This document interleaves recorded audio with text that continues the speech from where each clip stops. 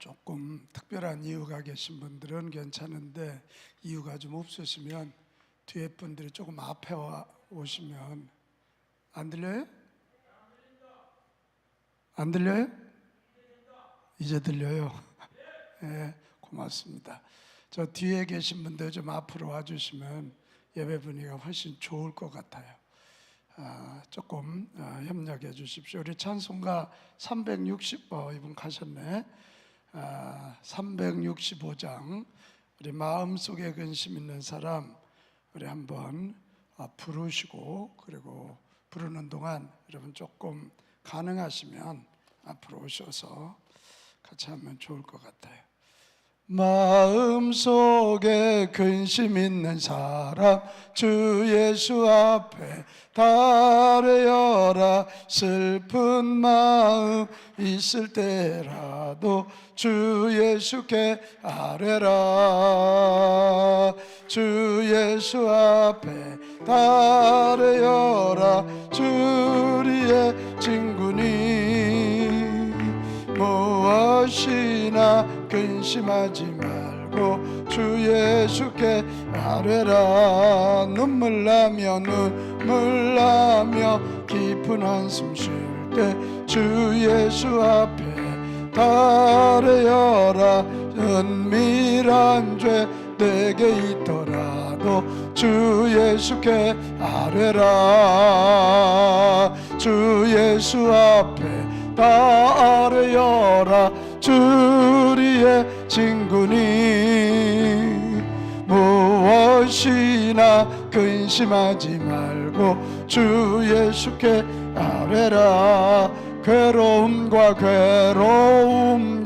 두려움 있을 때에 주 예수 앞에 달려라. 내일 일을 염려하지 말고 주 예수께 아뢰라. 주 예수 앞에 달려라. 주리의 친구니 무엇이나 근심하지 말고 주 예수께 아뢰라. 죽음 앞에 겁을 내는 자여 주 예수 앞에 달려라. 하늘나라 바라보는 자여 주 예수께 아뢰라. 주 예수 앞에 달려라. 주리의 친구니 무엇이나 근심하지 말고 주 예수께 아뢰라. 사람의 속에 무엇이 들어오면 그 들어온 것에 대한 증상이 나타납니다. 우리 옛말에 사랑을 하면은 예뻐져요. 내가 영어로 얘기했나 봐요. 좀 반응 좀 해요. 우리 그런 말 있죠? 사랑을 하면 뭐 한다고요? 예뻐져. 내 속에 사랑이 들어오면 사람 얼굴이 예뻐지는 게 이 호르몬 분비가 그렇게 된답니다. 내 염려, 근심, 걱정이 확 들어오면 얼굴이 그냥 수심이 가득하고 정말 행복해 보이지 않아요. 그리고 우리 주머니 속에 돈이 가득하면 얼굴이 어떨까요? 돈을 안 가져봤나요? 한 10억씩 드려볼까요? 얼굴이 굉장히 자신감이 생기게 될 것입니다. 그래서 우리 속에 무엇으로 채우느냐가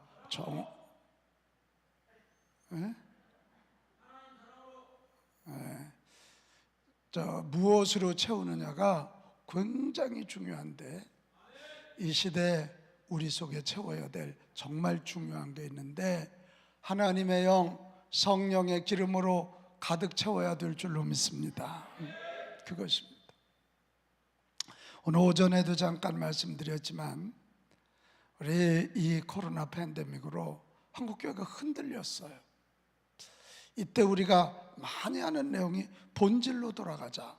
맞습니다. 지금 본질로 돌아가야 됩니다.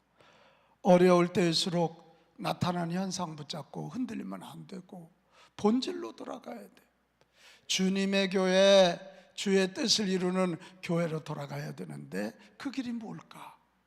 우리 성경으로 돌아가자. 오케이, 맞습니다. 근데 이 성경 66권이 너무도 이 스펙트럼이 넓어요. 성경이 믿어져야 되고 성경이 깨달아서 연결돼야 되는데, 그러기 위해서 중요한 게 뭐냐? 하나님의 영, 성령, 보혜사 성령님으로 충만해져야 성경이 이해가 되고 예수님이 이해가 되고 예수님 가르친 게 이해가 되는 거예요. 그래서 사도행전, 오늘 제가 2장, 3장 가지고 말씀 좀 전할 건데, 예수님의 제자들, 특별히 120명의 사람들이 예수님 십자가 달릴 때 그렇게 말씀 많이 듣고 그렇게 많은 기적 봤지만 다 도망갔어요. 다 두려워 숨었어요. 그러나 부활하신 예수님 보면서 예루살렘을 떠나지 말고 약속한 것을 기다리라. 몇 날이 되지 못하여 성령으로 세례를 받으리라. 그럴 때 그것을 믿고, 그래서 이게 항상 누군가 앞서야 돼요. 이 120명이 마가의 다락방에 모이는데 120명이라고 나오고 유일하게 이름이 나오는 사람이 예수님의 어머니 마리아예요. 마리아가 앞선 것 같아요. 사실 예수님이 십자가에 달려 돌아가실 때 그 처절한 모습을 어머니가 본다는 게 얼마나 이게 정말 아픔이에요. 그때 그렇게 소리지르는 베드로가 도망가고 다 도망가는 모습을 보면서 베드로가 마리아 앞에 와서 고개를 들을 수 없었을 거예요. 바로 이때 마리아가 우리 모이자, 우리 모여서 기도하자, 우리 모여서 기도하자, 그렇게 주도하지 않았을까? 예수님 말씀대로 모여서 기도하자. 그래서 상처 있는 자가, 상처를 입은 자가 상처자를 치유하게 되는 줄로 믿어요. 뭐 헬리나우의 얘기 꼭 하지 않아도 그렇죠. 그래서 120명이 모여서 기도할 때요, 사도행전 2장으로 가면 어떻게 됩니까? 오로지 기도밖에 없는 것처럼 기도하는 그들에게 하늘에서 바람 같은 소리가 나면서 온 집에 가득했다. 불의 혀같이 갈라지는 것이 각 사람 머리 위에 다 불꽃이 하나씩 붙어 있었다. 그랬더니 방언이 터지기 시작했다. 이게 중요한 2장 1절에서 4절까지 아주 중요한 말씀이에요. 여러분, 이 일을 통해서 어떤 일이 일어나는지 알아요? 생기가 주어졌다는 건 죽음의 권세, 두려움이 떠나고 생명력이 충만해진 거예요. 우리는 다시 살았다, 이런 확신을 갖게 된 거예요. 한번 고백합시다. 우리는 다시 살았습니다. 할렐루야. 이 성령 충만을 통해서 우리가 다시 살았다. 우리가 다시 살았다. 이 살았다는, 영원히 살았다는 확신을 갖게 되는 거고요. 불이 임하는 그런 능력을 경험하면서 그들은 이제 두려움을 떠나보내고, 불이 임하니까 가슴이 뛰는 거예요. 그래서 이들이 무슨 확신을 가졌냐면, 우리도 이제는 주 예수님을 전할 수 있고, 우리도 이제는 주님의 말씀대로 살 수 있습니다. 이런 확신을 갖게 돼요. 확신을 갖게. 그리고 방언을 하게 됐다 그랬잖아요. 은사가 드러나면서 주님이 함께 하신다는 확신에 가득한 거예요. 주님이 내 안에 계시니까, 나와 함께 하시니까 방언도 열리고 치유의 능력도 임하는 거고, 갖가지 예언, 환상, 은사가 드러나게 되는 거 아닙니까? 그래서 예수님이 주님이라는 확신을 가지고 우리도 이제는 전도할 수 있다. 그래서 저는요, 성령님이 임하실 때 나타나는 첫 번째 증상이 확신이라고 생각해요. 우리 한번 크게 같이 합시다. 확신. 확신. 성령으로 충만해지면 구원받은 확신, 성도로서의 신분에 대한 확신, 사역자로서의 확신을 갖게 되는 거예요. 무슨 일을 하는 자와 못하는 자의 차이가 뭔 줄 알아요? 우린 대부분 능력의 차이라고 생각하지만 그렇지 않아요. 확신이 있느냐 없느냐예요. 확신이 없는 자는 시도조차도 안 해요. 확신이 있는 자는요, 시도하고요, 어떻게라도 그 일을 해내게 되는 것입니다. 오늘 우리 한국교회에 확신이 필요하고요, 여기는 저와 여러분에게 확신이 필요해요. 목사님이 우리 교회 부흥한다는 확신이 있으면 선포하고요, 전도하고요, 손 얹을 때 역사가 나타나요. 이게 사장님이 확신이 있어야 우리 교회 한번 가보자, 이래야 직원들이 일하지, 사장님 스스로도 이게 되나 될까 안 될까 이러고 있으면 그 회사 되는 게 아니에요. 여러분, 예수 믿고 구원받는 게 최고 중요해요. 근데 구원받는 걸로 끝나면요, 일을 못해요. 우리 존 웨슬리 여러분 아시지요? 감리교회를 시작하고 영국의 무혈혁명을 일으켰던 위대한 하나님의 종 웨슬리. 이는요, 옥스퍼드 대학 교수였어요. 책을 엄청 많이 읽었어요. 그리고 정말 너무너무 철저하게 살았어요. 감리교라는 말이 영어로 메소드, 규칙적이란 말이에요. 하도 규칙적으로 몇 시부터 몇 시까지는 몇 분에서 몇 분까지는 일주일에 며칠은 금식, 일주일에 몇 번은 교도소, 이게 그냥 아주 규칙적으로 다니까 좀 메소디스트들이 온다. 거기에서 감리교라는 말이 나왔어요. 그렇게 철저하게 살았는데요, 목사님의 아들이었고요, 자기도 목사였어요. 그런데 저 미국 조지아로 선교를 가는데, 대서양 요즘같이 큰 배가 어디 있어요? 배를 타고 가다 막 폭풍이 일어나는데 자기는 무서워가지고 배 밑으로 숨었어요. 근데 어디서 찬송 소리가 나는 거예요. 올라가 봤더니 모라비안 교도들이요, 어떻게 찬송, 물었어요. 안 두렵냐고. 그랬더니 그들이 뭐가 두렵냐고, 하나님이 태풍 가운데도 함께 하시는데 충격을 받았어요. 그리고 미국 조지아 애틀란타 쪽이에요. 우리 자동차 기아 쪽이 많이 가 있죠. 거기 가서 선교했는데 실패했어요. 돌아오고 난 다음에요, 엄청 절망하고 나는 목사가 아니다, 나는 목회 못하겠다. 그래서요, 그 내려놓으려고 들었어요. 그때 벨러라고 하는 분 찾아갔더니 그분이, 웨슬리, 지금 사표 내지 말고 네가 왜 목사가 돼야 되는지 알 때까지만 좀 기다려봐. 그래갖고 그날도요, 굉장히 고민하다가 1738년 5월 24일 날 저녁 예배를 갔어요. 조그만 올더스켓이라고 하는 조그만 동네에 조그만 교회 갔더니 그날 이 로마서에 대하여 루터가 써놓은 서문이에요. 그걸 읽는데요, 이거 아멘 좀 해봐야 될 것 같은데, 그거 읽는데요, 가슴이 뜨거워지면서요, 내가 구원받았구나, 이 믿음이 생기기 시작했어요. 목사인데요, 1738년 5월 24일 웨슬리가 회심하는 순간이에요. 그런데 이분이 이제 내가 하나님의 자녀로 분명히 태어났구나, 그게 믿어지기는 했지만 또 아직 갓 태어난 영적 아이와 같으니까 여러 가지 막 흔들려요. 그러다가요, 1739년 1월 1일 날이요, 페터레인이라고 하는 곳에서 그날 60명이 모여서 기도하는데요, 와, 강력한 성령의 역사가 있으면서 웨슬리 목사님 마음속에 성령의 내주하심 정도가 아니라 내주하신 성령님이 속에 가득 막 꽉 차서 그 기름이 흘러 넘치는 것을 경험하고요, 새벽 3시까지 기도했어요. 60명이.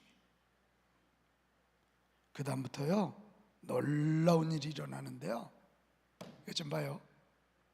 그 다음부터 이 철저한 교수가요, 성령의 인도하심에 끌리니까 정말 손 얹으면 병자들이 낫기 시작했어요.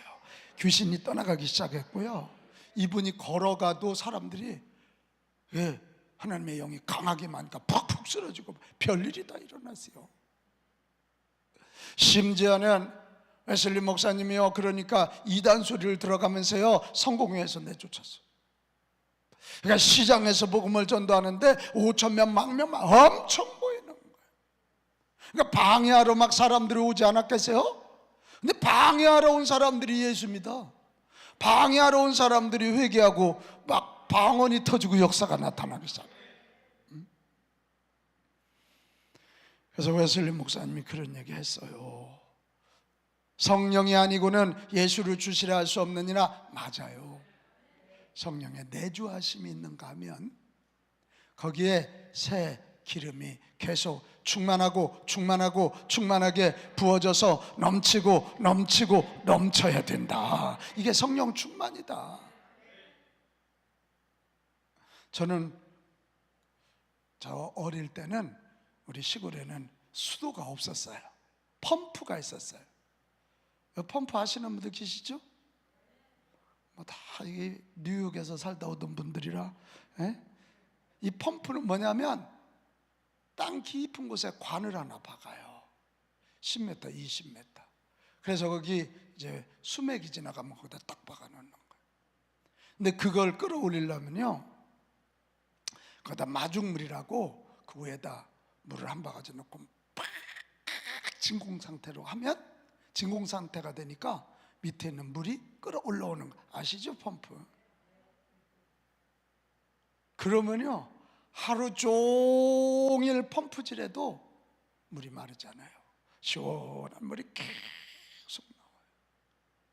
제가요 그걸로 성령의 내주하심과 충만하심을 설명해 볼게요. 내주하심이란 우리 속 안에 이미 성령님이 계세요. 근데 그냥 저 땅속에 물이 흐른다고 내 거 되지 않죠? 사모하고 구하고 사모하고 구하여 성령님의 기름이 막 부어져야 진공 상태가 되어서 성령이 아니고는 아무것도 할 수 없습니다. 그래서 성령의 기름이 부어져야 성령님이 나를 통치하시고 다스리는 거예요. 충만이란 말은 여기 컵이 있잖아요. 이거 충만 아니에요. 물이 흘러 넘쳐야 충만이에요. 흘러 넘치면 이 컵이 다 물로 젖잖아요. 그때 아멘 할 준비해요. 그때 내가 손 얹으면 내 손을 통해서 하나님이 일하시고, 그때 영의 세계가 열리기 시작하고 능력의 역사가 나타나기 시작해요. 요한웨슬리처럼 120명의 사람들처럼 예수님 만나서 구원은 받았지만 마가다락방에서 오순절에 성령의 충만함을 경험함으로 확신의 역사가 나타난 것처럼, 여러분 성령 충만을 오늘 구해서 우리도 다시 하나님 자녀된 확신, 또 우리 성도로서의 확신, 사역자로의 확신을 가집시다. 그리고 한번 믿는 자들에게 표적이 따르리니 병든 자에게 손을 얹은 적 나으리라. 이게 우리가 손 얹어야 나아요. 이게 그렇게 됩니다. 또 여러분 이게 성령이 충만해지면 어떤 일이 일어나냐면요, 변화의 역사가 나타나요. 이것도 같이 합시다. 변화. 첫 번째는 확신이고요, 둘째는 변화예요. 사도행전 2장 37절 이하로 가면요, 특별히 사도행전 2장 14절로 가면 베드로가 11사도와 함께 서서 소리를 높여 이르되, 이 말이 나와요. 바람으로 불로 임한 성령으로 베드로가 충만해지니까 그 두려워서 어린 여자의 앞에서 3번이나 부인하고 예수님을 저주했던, 그리고 숨어버렸던 저 디베라 바닷가로 가 있던 베드로가 이제는 11사도와 함께 서서 소리 높여 이르되, 유대인들이여 너희들이 죽은 예수가 그리스도다. 예루살렘 사람들이여 너희들이 주의 십자가에 매단 예수가 하나님이시다. 이걸 막 담대하게 외치는 거야. 이거 보면요, 베드로가요 성령의 충만함을 입으니까 두려움의 사람에서 전도하는 사람으로 변화되었습니다. 이게 사람의 힘이 아니에요. 성령의 일하심으로요. 예수님을 분명히 믿었기 때문에 그래요. 2장 32절 이 예수를 하나님이 살리신지라 우리가 다 일의 증인이로다. 36절 그런즉 이스라엘 온 집은 확실히 알지니 너희가 십자가에 못 박은 이 예수를 하나님이 주와 그리스도가 되게 하셨느니라. 이렇게 말하고 있는 거예요. 내가 믿는 예수가 온 인류의 주인이래요. 내가 믿는 예수님이 하나님이시래요. 그 확신이 오니까 이제는 두려움의 사람이 아니라 예수님을 위하여 사는 사람으로 변화된 줄로 믿습니다. 여러분, 왜 이렇게 나는 안 변하지? 이게 내가 나 스스로를 변화시킨다는 게 쉬워요, 어려워요? 어려워. 아우, 저 어릴 때요. 별 사람을 다 봤어요. 왜 1년 내내 농사 죽으라고 줘놓고 겨울만 되면 노름해가지고 다 날려. 그래서 어떤 사람은 아주 자기가 자기 변한다고 손가락을 자른다고 자르는 사람까지. 근데 손가락 자르니까 발가락 가지고 화투하고 있더라고. 이 인생이 잘 안 바뀌어요. 도벽에 습관 있는 사람 그 잘못된 거 모르겠어요? 알아요. 근데 바꾸기가 힘들어요. 나 자신이 변화되는 일은 내가 나를 통치할 때는 불가능해요. 성령의 기름 부으심이 충만해서 성령이 내 안에 계실 때 내가 변화된다. 아멘. 그렇게 되는 거예요. 나만 변화되는 게 아니에요. 다른 사람도 변화시켜요. 37절에 그들이 이 말을 듣고 마음에 찔려 베드로와 다른 사도들에게 물어 이르되 형제들아 우리가 어찌할까 하거늘 그 말을 받은 사람들은 세례를 받음에 이날에 신도의 수가 3,000이나 더하더라. 성령으로 충만하면 나만 변화되는 것이 아니라 남도 변화시키는 사람이 됩니다. 잔소리로 바뀌나? 엄마의 잔소리를 애들이 왜 안 들을까요? 너무 옳은 말만 하니까 안 들어. 너무 옳은 말씀만 하셔. 잔소리 갖고 인생이 안 바뀝니다. 근데 엄마가요 성령으로 충만해서 영권을 가지고 하나님이 일하심이 보이면요 그 아이들이 엄마 앞에 무릎을 꿇게 돼 있어요. 저는 목회해봐도 그렇더라고요. 내가 아무리 개인들 뭐 잘해주고 어쩌고 해도요 그거 안 돼요. 그러나 똑바로 서서 목사가 죽으라고 기도하고 나를 통해서 하나님의 일하심이 보일 때요 온 교회가요 담임 목사 중심으로 하나 되고 믿음으로 일어나고 경거망동하는 자들이 가라앉고 그렇게 되더라고요. 또 이 성령으로 충만하면 나 변화되고 남만 변화시키는 게 아니라 교회 공동체도 바뀌어요. 42절 그들이 사도의 가르침을 받아 서로 교제하고 떡을 떼며 오로지 기도하기를 힘쓰니 그렇게 기도하라고 말해도 기도 안 터니 이제는 교회가요 오로지 기도만 하는 거예요. 기도하면 하늘문 열리지요 뭐. 아멘 안 해요. 기도하면 하늘문이 열려요. 하나님이 일하셔요. 기도하는 교회, 하나님 중심의 교회가 되는 거예요. 43절 사람마다 두려워하는데 사도들로 말미암아 기사와 표적이 많이 나타나니 교회가 기적의 공동체가 되는 거예요. 그러면요 세상 사람들이 무서워하게 돼 있어요. 44절 45절 믿는 사람이 다 함께 있어 모든 물건을 서로 통용하고 또 재산과 소유를 팔아 각 사람의 필요를 따라 나눠주는 거예요. 근데 어느 정도 나눠주냐면 저 좀 봐요. 자기들 거 팔아가지고 네 것 내 거 없이 쓴다는 거야. 이게 가능합니까? 하나님의 역사가 없이 불가능해. 남 거 쓰는 건 좋아하지만 내 거 팔아서 남 준다는 게 어디 쉬워요? 그게 안 쉬워요. 근데 성령의 역사하니까 하나님 중심의 교회, 기적이 상식이 되는 교회, 나눔의 교회가 되더라 이게 사랑의 교회가. 이런 거 합쳐지니까 교회가 부흥 덩어리가 되는 거예요. 47절 하나님을 찬미하며 또 온 백성에게 징송을 받으니 주께서 구원받는 사람을 날마다 더하게 하시니라. 날마다 더하게 하시니라. 저는 2010년도에 이 간 때문에 한번 세브란스에서 사형 선고 받았습니다. 그래서 모든 일정 내려놓고 뭐 방법이 없는 거예요, 간이. 그래서 가평에 있는 지구촌 교회 그 기도원이 필그림 하우스, 거기는 그냥 이런 집회가 있는 데가 아니고 그냥 호텔식으로 되어 있어서 그냥 좀 이렇게 쉬고 각자 알아서 뭐 그런 데요. 근데 제가 거기 가서요, 죽음이라는 걸 직면하고 제가 엎드릴 때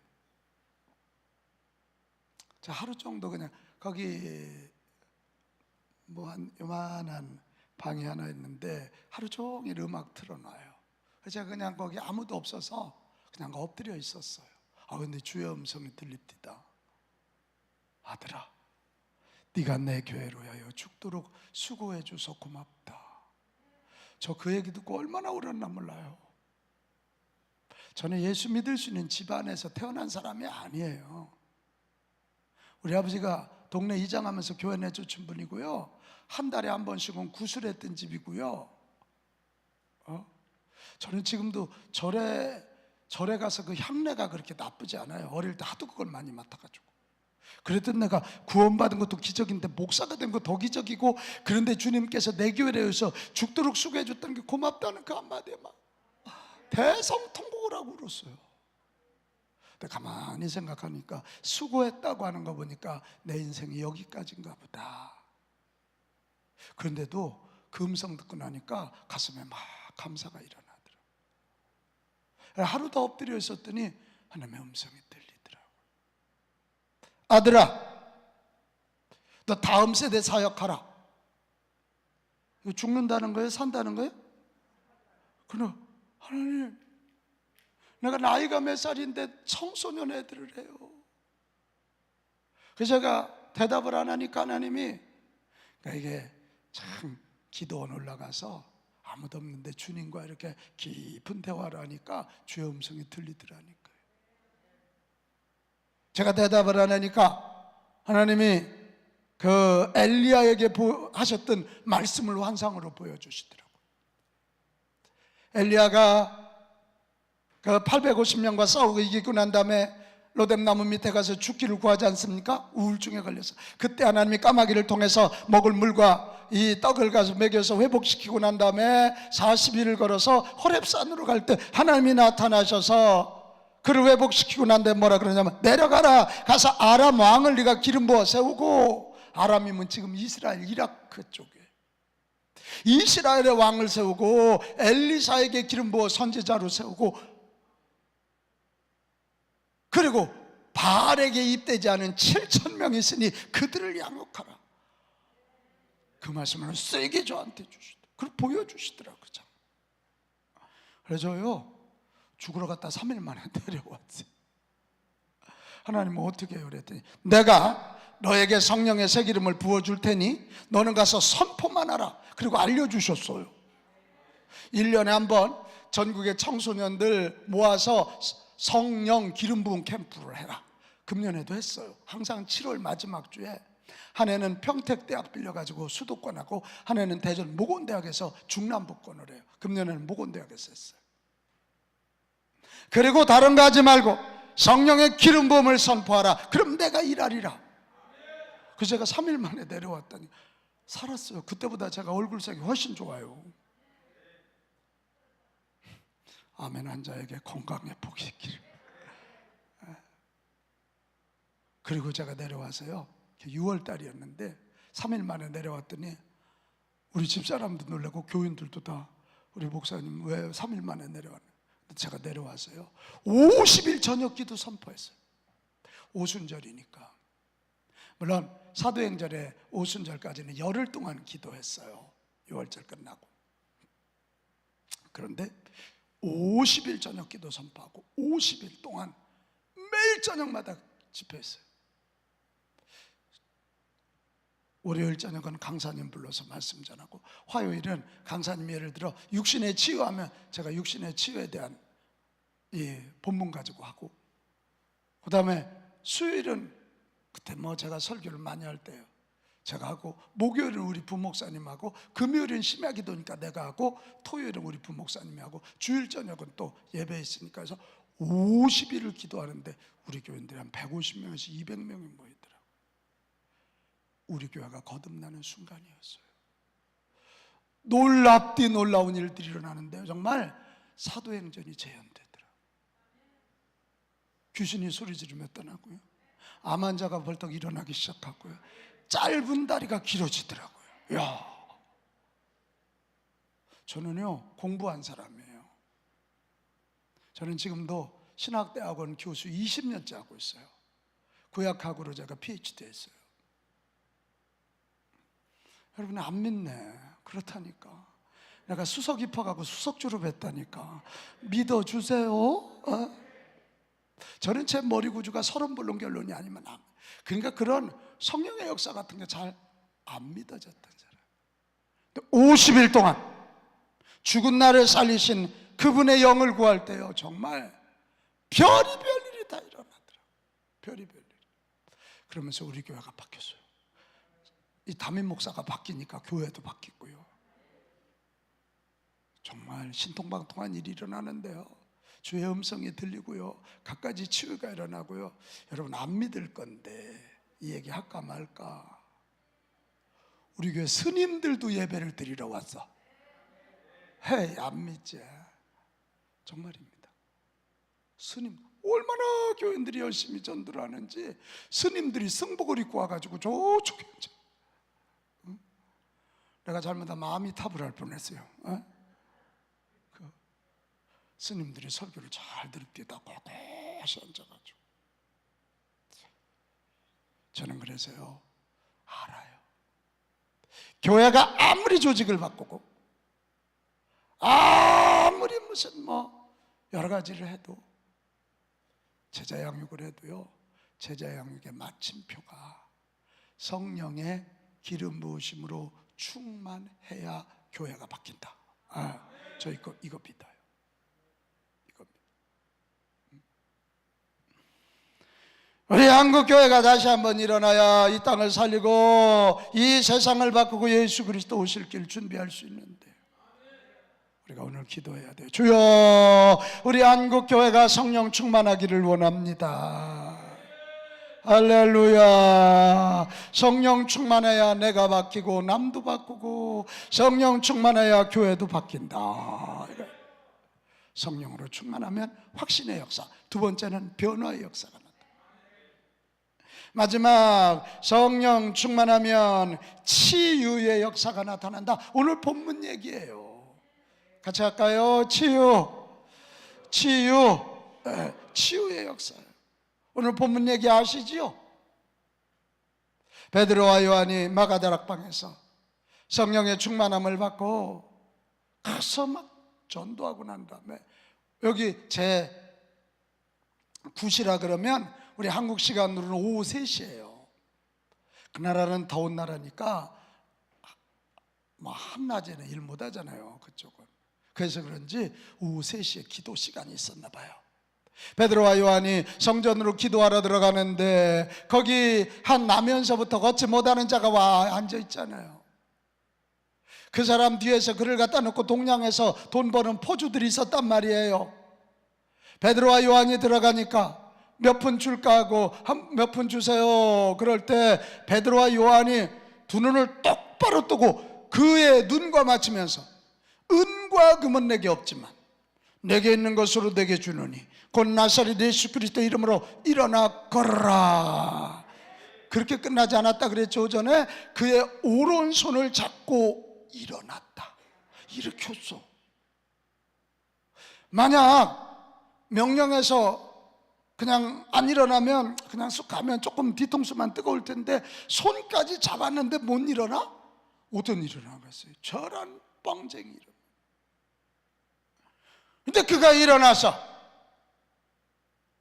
그러면 나면서부터 못 걸었다면 뼈가 문제가 있든지 근육이 문제가 있든지 신경에 문제가 있든지 했을 거 아닙니까? 일어날 때 아마 뚜두두두둑 소리가 나지 않았을까? 일어나더니 한 발 뛰고 두 발 뛰고 세 발, 네 발, 저까지 띠뚱띠뚱 걷다가 자기가 이제 걷게 되는 걸 보니까 뛰지 않았겠습니까? 할렐루야 이러면 춤을 추지 않았겠냐? 그걸 많은 사람들이 보게 되었다 이거예요. 그래서 많은 사람들이 예수 믿고 구원받게 되는 그런 일이 일어난 이야기예요. 여러분, 성령 충만하면 치유의 역사가 일어나는 줄 믿습니다. 근데 제가 이 본문을 묵상하다가요 한 가지, 이야, 이게 치유의 역사가 일어나기 위해서는 치유를 선포하는 자가 먼저 나타나는 게 중요하더라고요. 지금 믿음이라는 건, 자, 하나님의 역사는 믿음이 있어야 나타나잖아요. 믿으면 하나님의 영광을 보리라. 이게 예수님 말씀하신 법칙이에요. 근데 믿음은 뭐에서 난다? 들음에서 나. 듣기 위해서는 누군가 선포해야 돼. 제가 이게 깨닫게 됐어요. 베드로와 요한이 성령으로 충만하니까 예수님의 영 성령이 우리와 함께하는 거 믿으니까 치유를 선포하는 거예요. 나는 너희를 치료하는 여호와니라. 우리 예수님 오셔서 치유하는 걸 봤잖아요. 내가 너에게 세사를 돋게 할 것이며 내가 너를 고치리라. 치료의 광선을 발하리라. 예수님이 가시는 곳마다 게네사렛의 모든 병자들이 다 나았더라. 다 성함을 입었더라. 이게 뭐 복음서에 계속 나오죠. 그게 이제 믿어지는 거잖아요. 그러니까 베드로와 요한이 선포하는 겁니다. 나사렛 예수 그리스도 이름으로 명하노니 일어나 걸을지어다. 일어나 걸을지어다. 너는 일어날 수 있어. 너는 걸을 수 있어. 일어날지어다. 예수님의 이름으로 명령하니 걸어라. 뛰어라. 찬양하라.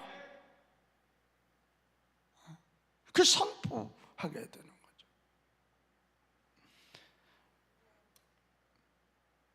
왜 치유가 안 일어날까요? 치유를 선포하는 자가 없기 때문이에요. 제가 아까 2010년째 간증했는데요, 제가 그때부터요 우리 교회 강단에서요 치유를 선포하기 시작했어요.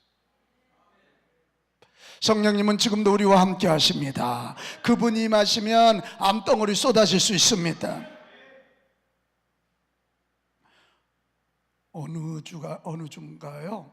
저희는 이제 설교하고 설교에 맞는 찬양을 뜨겁게 한번 하고 주일 날 예배지만 우리 찬양하는 동안 헌금 받고 헌금 끝나면 통성으로 같이 기도하고 마지막 제가 헌금 기도 겸 목회 기도 겸 축도하고 예배 마치는데, 아니 그 헌금 기도 목회 기도라는데 주의 음성이 들리잖아요. 너희 중에 귀 아픈 자를 고치리라. 그러더니 또 하나 체온 저하증 환자를 고치겠다는 거예요.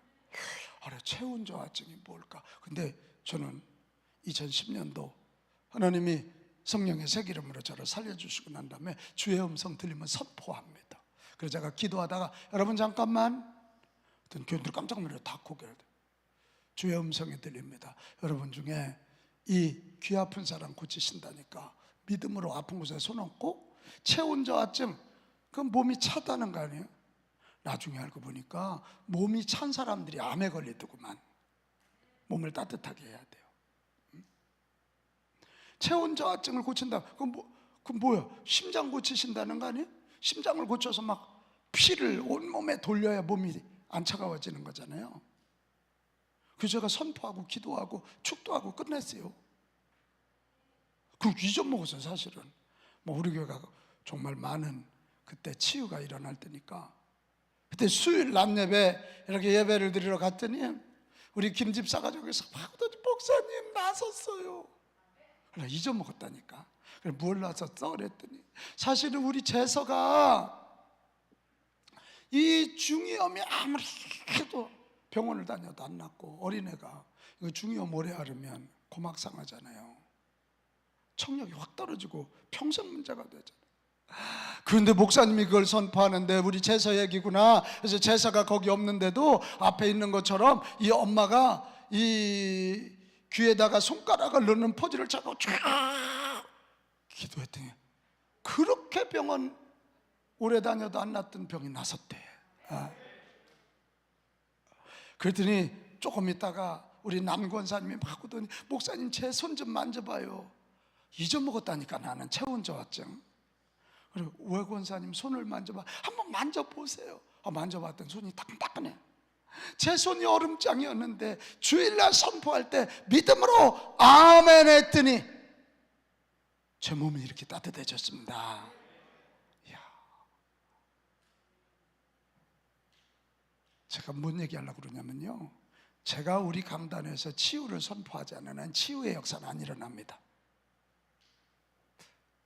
목사가 죽을 고비 넘기고 하나님의 치유하심을 경험하고 그 믿음이 생기니까 강단에서 선포하니까 성도들에게도 그 믿음이 생기는 거고, 믿음 생길 때 성령이 일하시니까 기적과 같은 일이 일어나는 거예요. 그 남편이 쓰리스타 한 분 있습니다. 집사님 한 분. 저 어느 날 그때예요. 우리 제가 몸이 늘 간 때문에 시원찮으니까 피곤하면 좀 걷는 운동을, 의사도 다른 거 과한 거 하지 말고 걸으라고. 그래서 당연찮은 걷고 있는데 전화가 와서 막 울더니 웃더니 막 그래. 그런데 심각한 거거든요. 막 울다가 웃고 그러면. 그래, 집사님 왜 그래? 그 우리나라 저 인류대학 법대 출신입니다. 여자 집사님인데 왜 그래 집사님? 그랬더니 목사님 저 오늘 서울대병원 갔다 왔는데 저 죽는데요. 왜? 왜 그래? 40대 초반이었고 저 뇌암이요, 호흡 중추를 관리하는 그 뇌세포에 다 퍼졌대요. 그래 건들면 숨이 끊어진대요. 그런데 나도 모르게 뭐라 그랬냐면 집사님 살고 싶어? 그러니까 그때 조금 뺀질이었어. 왜 똑똑한 사람들 그 특유의 그 뺀질이 있잖아. 막 그렇게 저녁 예배하고 뭐 부르짖어 기도해야 되냐고 그런 분위기야. 그런 과였어. 내가 집사님 살고 싶어? 살고 싶어서 전화드렸죠. 우리 남편 김 집사 저 어떡해요? 나이도 젊고 애들이 이제 중학생 초등학생인데.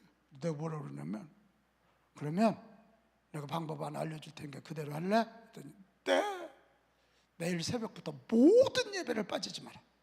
그리고 예배 올 때마다 나와서 안수기도 받아라. 그분이 살았어요. 그 남편이 쓰리스타가 돼서 내가 이름 대면 알 정도로 유명한 군인이 됐어요. 지금도 살았어요. 그분이 12년 됐잖아요. 그분이 지금요 군대 전도왕이야. 누구를 주로 전도하냐면 제 남편이 쓰리스타니까 투스타 원스타는 밥이요. 이런 얘기하면 좀 통쾌해서 같이 웃어줘야 되는데, 대령 중령, 그러니까 고위직 장교들을 전도하고요. 지금 권사 됐거든. 그 권사님이 그 부인들 모아서 성경 공부하고 전도왕. 할렐루야. 이런. 나는 여러분 바래요. 오늘 성령 충만해서 저와 여러분이 치유를 경험할 뿐만 아니라 치유를 선포하는 자들이 되시기 바랍니다. 소그룹에 가서 외치는 거. 집사님, 나 기도해 보니까 집사님 낫는다. 예수 그리스도의 이름이 당신을 고친다. 어차피 우리 인간이 말씀으로 창조됐으니까 계속 말씀을 들려줘야 믿음 생기고, 하나님이 창조하셨으니까 하나님이 하시면 되는 거예요. 이게 신비주의자가 아니에요. 믿는 자들에게 표적이 따르리니 곧 그들이 내 이름으로 귀신을 쫓아내며 새 방언을 말하며 뱀을 집어올리며 무슨 독을 마실지라도 해를 받지 아니하며 병든 사람에게 손을 얹은즉 나으리라 하시니라. 손을 얻는다는 게 선포하는 거예요. 선포하는 거라. 할렐루야. 선포.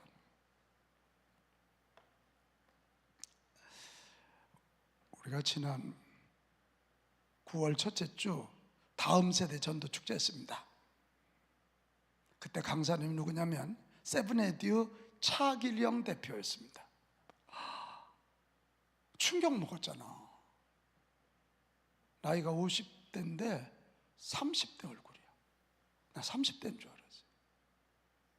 그래서 내가 차 대표님 그 비밀이 뭐예요? 이분이 세븐에듀라 그래서 정말 수학의 1타 강사로 돈도 엄청 벌었어요. 그랬더니 이분이 아주 쉽게 얘기해. 목사님, 저는 식기도할 때마다 기도합니다. 20살은 젊게 보이게 해주십시오. 그래 충격 먹었다니까. 그래 그 뒤로 한다니까. 저도 나는 20살까지는 좀 그렇고 주여 10살만 젊게 보이게 해주세요. 네? 정말이에요. 그분 충격받아서. 그래 내가 그것도 기도해. 그랬더니 목사님, 저는 청소년들을 만나야 되는데 나이 든 사람이면 안 되잖아요. 이게 얼마나 중요해요. 그분이 하는 얘기가 우리 얼굴 하나님이 만드셨는데 기도하면 하나님이 젊게 못 하시겠어요? 내가 보니까 이 눈에 자글자글 주름은 있더라고. 주름은 있더라고.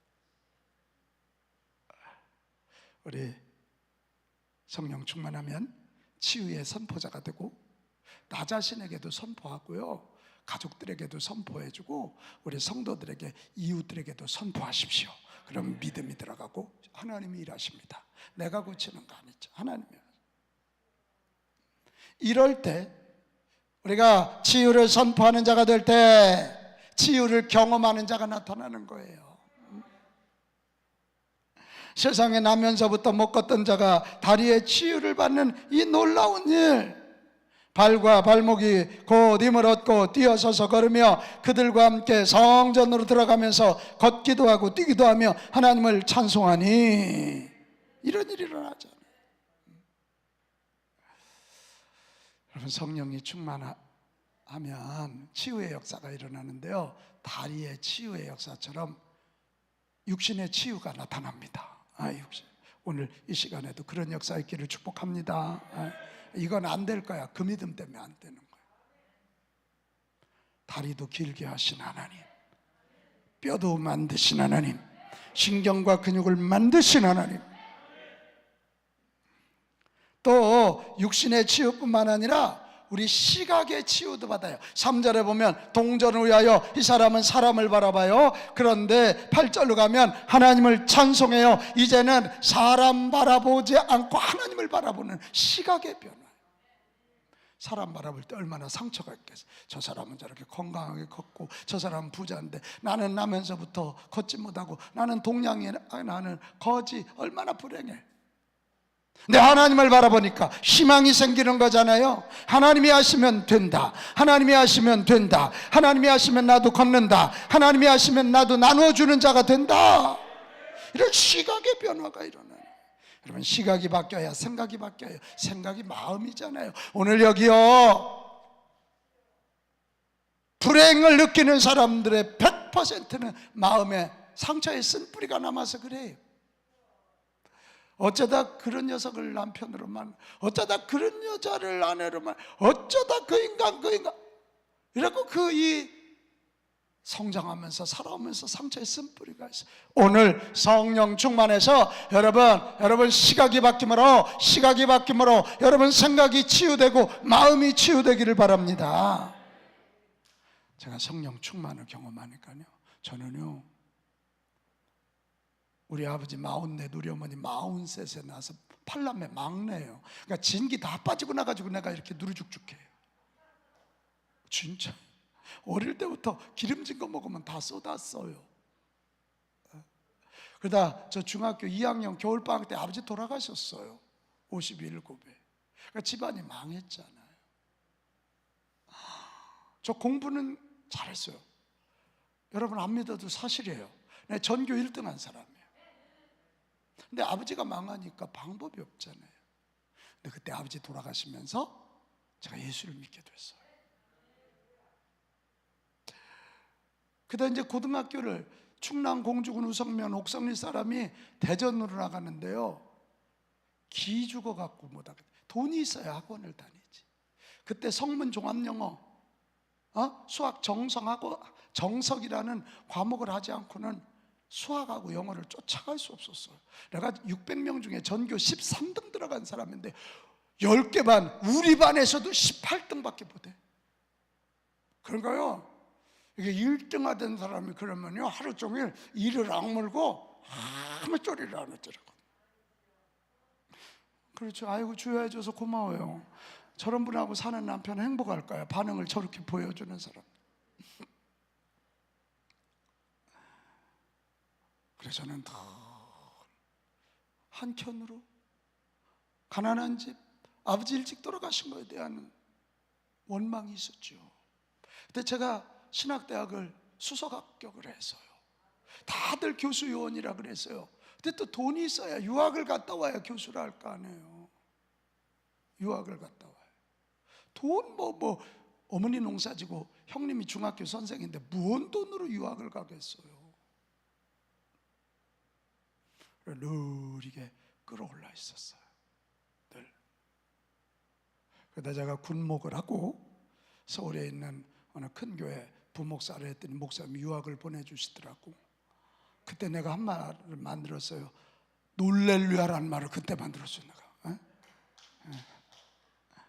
근데 유학을 갔다가 공부하고 비자를 다시 리출하이 해야 돼서 한국에 왔더니 이 영사가 인물을 못 알아보고 비자를 글쎄 빨간 줄을 치더라고. 리젝 안 됐어요.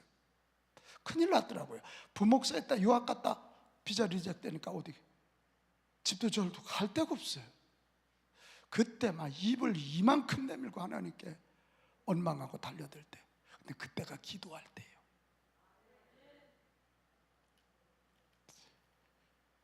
그러다가요, 제가 2010년 제가 몇 번 죽을 고비 넘겼거든요. 이 간 때문에. 2010년에 그 고비를 넘기면서 지금은 그 과거가 다 감사거리가 돼서, 아버지 그때 안 돌아가셨으면 저 예수 안 저 목사 안 됩니다. 우리 아버지가 저를 얼마나 기대하고 이뻐하셨는데요. 가난해 봤으니까 가난한 성도들 마음 아는 거고, 아파 봤으니까 아픈 성도들 마음 아는 거고. 저는 이번 추석 명절 중에도 저희 교회가 한 2,000명 정도 모이는 교회입니다. 아픈 성도들, 중환자들 한 바퀴 돌아봤어요. 그랬더니 우리 장로님들이 목사님 이때나 쉬시지 왜 그러세요? 그랬더니 내가 아파봤잖아. 그래, 이번 추석 명절은 다른 거 없어. 이 중환자들 치료비나 좀 도와주자. 그래서 내가 봉투 20만 원, 30만 원 이렇게 넣어갖고 가서, 그 애들 뭐 사갖고 가야 먹지도 못해. 치료비가 얼마나 많이 들겠어. 그래, 우리 장로님들한테 이번에 내가 그렇게 할 테니까 괜히 뭐 송편 돌리자 뭐 그런 소리 하지 마라. 이번에는 중환자들 한번 돕자. 50만 원, 30만 원, 20만 원 이렇게. 내가 아파봤으니까. 그게 지금은 다 감사거리예요. 다 감사거리. 오늘 성령이 충만하면 육신뿐만 아니라 마음도 치유됩니다. 상처의 쓴뿌리 빠져나갑니다. 또 하나, 이게 기가 막혀. 성령이 충만하면 영혼까지 구원받습니다. 영혼. 4장 10절. 너희와 모든 이스라엘 백성들을 알라. 너희가 십자가에 못 박고 하나님이 죽은 자 가운데서 살리신 나사렛 예수 그리스도 이름으로 이 사람이 건강하게 되어 너희 앞에 서느니라. 예수 그리스도 앞에 건강한 사람이 됐다는 거예요. 영혼 구원받은 하나님의 자녀가 됐다는 거예요. 성령으로 충만하면 치유의 역사가 일어나는데, 이 치유의 역사는 육신의 건강뿐만 아니라 마음뿐만 아니라 영혼까지도 고쳐주십니다. 그래서 건강한 사람이 되게 하시는 거예요. 건강한 사람. 나는 여기 있는 저와 여러분, 오늘 말씀 정리하겠습니다. 이 난국에 우리가 진짜로 해야 할 일은 성령의 새기림을 구하는 것입니다. 주여 나에게 성령의 충만함을 주옵소서. 주여 나에게 성령의 충만함을 주시옵소서. 여기는 우리들만 성령 받아도 한국교회 바뀐다. 한국교회 바뀐다. 아멘. 아멘. 문제 때문에 여기 올라왔더라도 오늘 이 시간이요, 우리 하나님이 약속하셨어요. 구하는 자에게 성령을 주시지 않겠느냐. 여러분, 뭔 문제를 갖고 왔든 오늘 이 시간 성령의 충만함을 구해서 확신의 역사, 변화의 역사, 치유의 역사 꼭 경험하시기를 바랍니다. 아멘. 아우, 이 성경 말씀이 기가 막혀요. 네 배에서 생수의 강이 흘러나리라. 생수는 성령을 가리킴이라. 깜짝 놀랐죠. 우리 교회 중의학을 전공한 분이, 목사님 그 성경이 맞아요. 아니, 우리는 성령이 가슴에서 역사할 것 같은데 배라 그러잖아요. 중의학에서 요 배꼽 밑에 단전을 신궁이라 그런대. 신이 거하는 궁궐이라 그런대. 그 얘기를 듣던 내과 의사 우리 성도님이 뭐라 그래요? 목사님 맞아요. 모든 건강의 80%가 장하고 관계가 있대. 장이 건강하면 몸이 거의 다 건강하대. 여기가 아프면 장에서 이 에너지를 빼가기 때문에 이 배가 차진다는 거예요. 그래서 옛날 어른들이 어디 아프면 우리 어머니들이 배를 이렇게 문질러 줬잖아요. 박사님들이요, 의학적으로 그렇다는 거예요. 의학적으로.